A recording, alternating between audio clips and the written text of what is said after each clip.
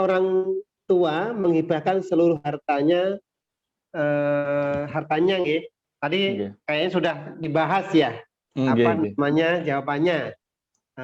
Nggak perlu Kesalahannya. dijelaskan, nggih kan sudah dijelasin tadi kan. Nggih. Bolehkah? Tidak boleh ya Pak Hakim ya, harus Nggih. ada batas maksimal. Nggak Nah, boleh. ini yang kedua, ada pertanyaan lagi dari Pak dosen nih. Nggih. Bagaimana waris yang kawin siri atau di bawah tangan? Monggo. Bisa dijelaskan dulu mungkin. Bismillah. Terima kasih kepada Pak dosen ini ya. Semoga barokah ilmunya. Tadi sudah sedikit saya bahas ya, bagaimana bahayanya menikah siri ya. Menikah siri itu karena dia menikah tidak legal secara hukum, sehingga dalam hukum tidak diakomodir. Hak warisnya pun otomatis tidak diakomodir. Sehingga baik itu yang menikah siri, yang jadi korban adalah kaum perempuan.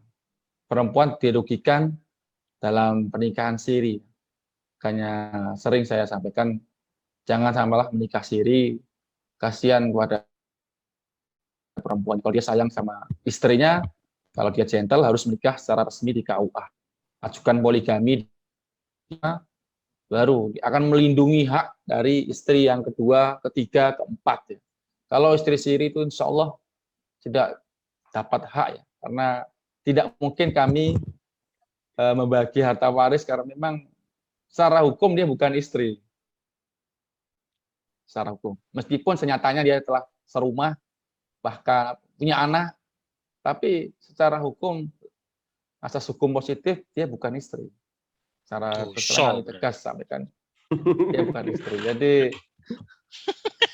para laki-laki ini, kalau memang dia mencintai istrinya, harus berani menikah legal di KUA. Itu mungkin pesan moralnya. Terima kasih. Tadi saya jawab, nggak dapat itu. Kalau pernikahan siri, insya Allah nggak dapat.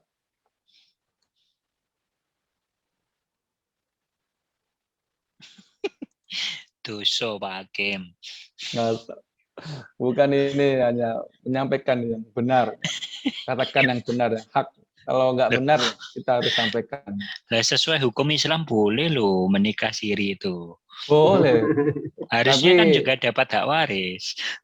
Tapi itu bentuk ketidakgentelan laki-laki.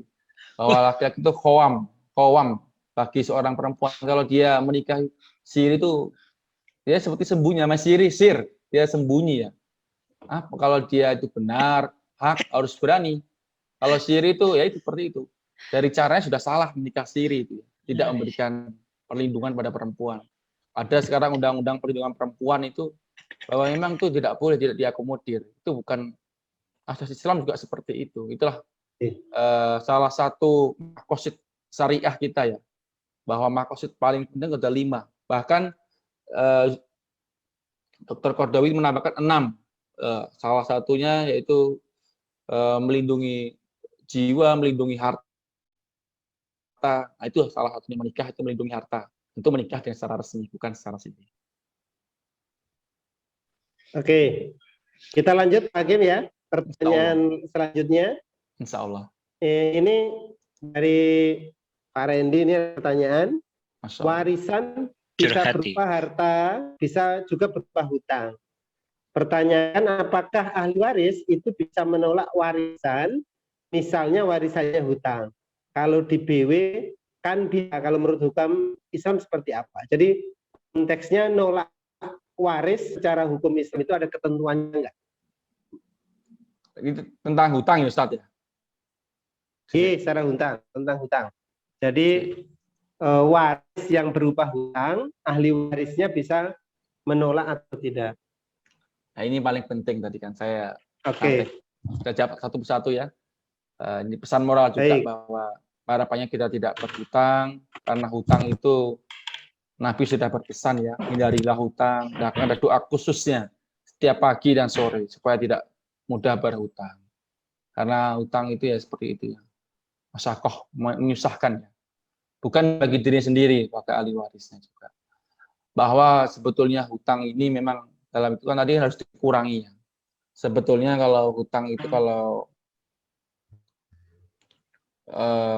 Kalau nggak cukup harta tirkahnya nanti akan seperti dia akan dikurangi pahalanya untuk membayar hutang. Itu kan ini bahkan ini sampai ke akhirat nanti. Ini kalau memang sebetulnya kita bisa menolak kewajibannya pada pewaris ya.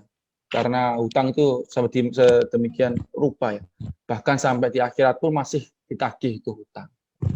Makanya kalau apakah ahli waris boleh menolak warisan, misalnya warisan utang? Ya, kan tadi sudah dibilang bahwa tirkah itu dikurangi. Jadi kalau tirkahnya nggak ada, malah banyak utangnya, ya apa yang dibagi itu kalau hutangnya. Ini kalau bagaimana kalau hutangnya? Ya, saya kira nggak bisa. Karena kalau menurut pertimbangan pribadi saya, kalau hukum Islam kan memang utang itu pribadi ya, pribadi dari pewaris yang punya hutang. Sebetulnya kewajiban dari pewaris yang meninggal itulah yang melunasinya, bukan ahli warisnya. Bagaimana? Apakah bisa melepaskan hak? Sebetulnya bisa.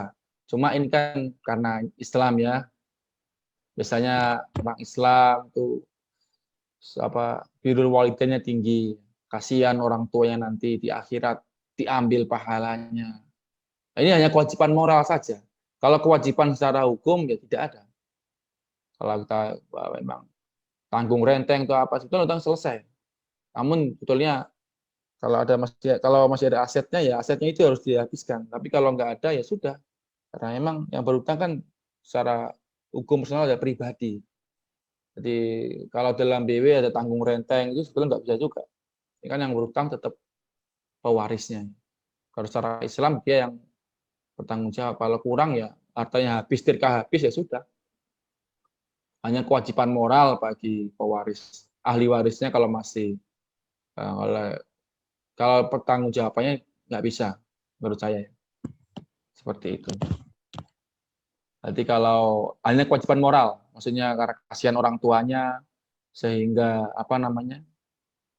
mau membayar hutangnya. Tapi kalau kewajiban beralih ke ahli waris saya kira tidak selesai sampai di situ. Mungkin itu Pak Randy. Oh, siap.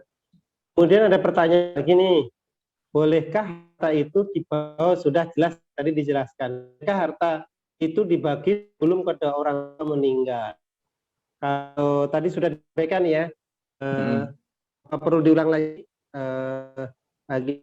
mungkin perlu disampaikan, karena memang di masyarakat kita itu menemui orang tua memang mati dulu, jadi sebelum meninggal itu atau kita kan nggak tahu ketika usia sudah lanjut, biasanya anak-anak itu sudah diberi, oh kamu ini, kamu sana, kamu bagian yang mana begitu. Tapi mungkin apa itu diperbolehkan harus nunggu meninggal dulu, karena memang kita ini ada konsep hibah dan konsep waris.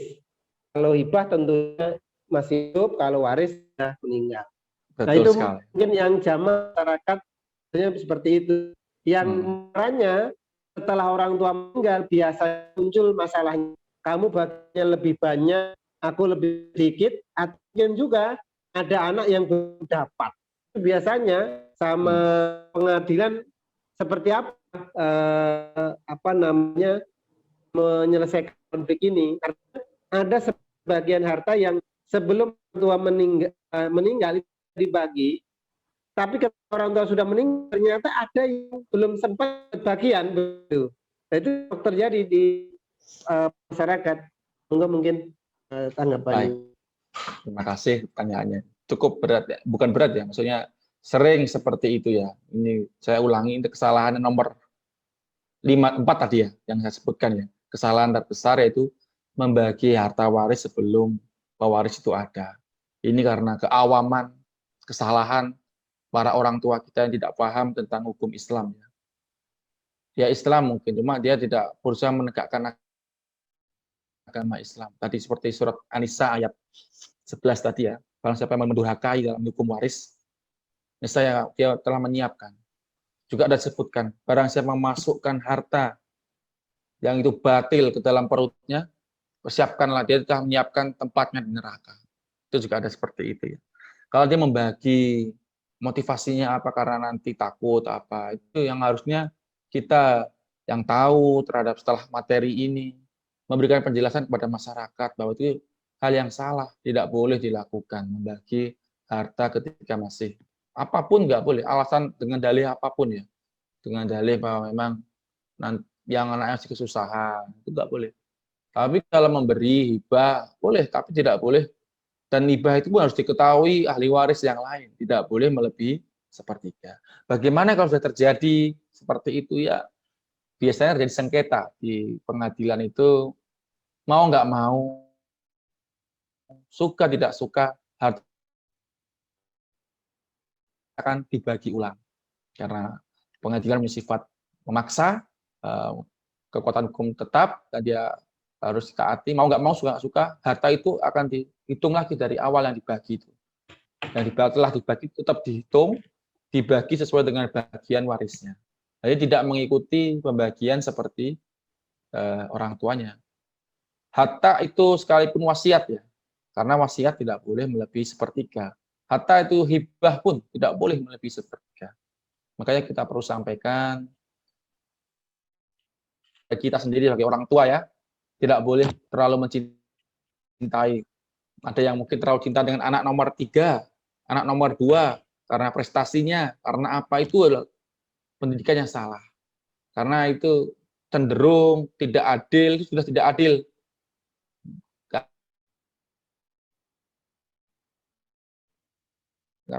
Karena itu dekat dengan ketakwaan ya. Kalau dia sudah tidak adil, berusaha untuk bertakwa dia. Jadi kalau dia sudah tidak adil, cenderung menyukai salah satu anak, sehingga tidak adil membaginya, nanti akan timbul masalah yang di belakangnya. Akhirnya ujung-ujungnya nanti malah menimbulkan sengketa, nggak berkah karena anaknya berkelahi. Ya kalau anaknya masih rukun ya, biasanya ke generasi ketiga, keempat itu yang berkelahi, kan kasihan. Sehingga dia menimbulkan kezoliman baru bagi cucu-cucunya, anak-anaknya ke depan. Sehingga itu harus mau nggak mau dihindari seperti itu. Itu tugas kita bersama untuk menyebarkan ini, semoga yang lain paham. Mungkin itu, Ustaz. Oke, terima kasih Pak Ugan atas penjelasannya. Sekalian, alhamdulillah beberapa pertanyaan sudah dijawab. Yang jelas Ibu sekalian, tema waris malam hari ini lingkupnya masih kalau istilahnya kerang besar gitu ya, resumnya saja begitu. Kalau lebih detail itu memang kemudian kita harus menyiapkan topik yang lebih dalam begitu, kan ke depan akan di cerdas hukum akan coba memfasilitasi mendiskusikan dengan tema-tema yang lebih spesifik begitu. Dalam hal ini memang kita pakai untuk yang ruang lingkupnya umum. Bapak Ibu sekalian, kami maaf, pemaparan sudah dan beberapa pertanyaan sudah disampaikan, dan saya kira waktu agenda kita malam ini sudah 1 jam lebih beberapa menit. Insya Allah akan melanjutkan diskusi kita ini di saat depan begitu. Kalau hari Selasa depan masih ada waktu, jadi nanti lebih spesifik. Tema seperti pembagian tadi, kalau dijelaskan secara umum itu ya rada begitu. Harus mungkin kita akan ungkapkan begitu secara umum termasuk yang awal. Nanti kita atur lagi kalian, Bapak Ibu sekalian,